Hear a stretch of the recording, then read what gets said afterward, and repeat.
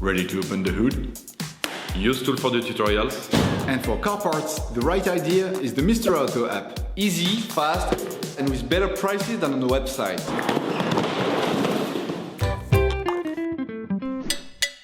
For this operation, get hold of the air filter that you will find in the video description. Turn your engine off. Pull up the handbrake, pull on the bonnet release lever and open the bonnet.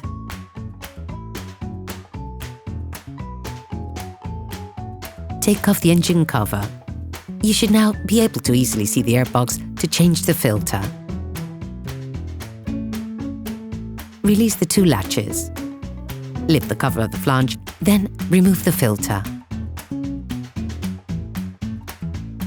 Before putting the new filter in place, it is important to clean out any impurities or leaves stuck in the filter compartment. All parts used in this tutorial are supplied by our trusted partners. These partners also help us create as many video tutorials as possible. Check them out in the description below. Take the new filter and compare it with the old one to ensure that they're identical.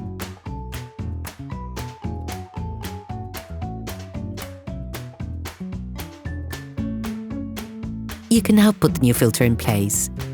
Ensure that the rubber washer goes into the right place. This will help you put the flange back on more easily. Put the flange back on, then lock it in place with the two latches.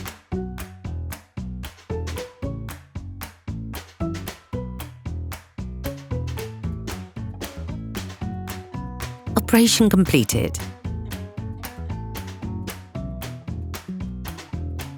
Hi, it's Theo from UseTool. I hope this video has helped you a lot in your car maintenance. We would be super grateful if you could spread the word so that we can produce even more tutorials. Simply give us a like, a comment, and hit that subscribe button. It really helps us boost the channel and help the whole community. Thanks a lot and have a great one.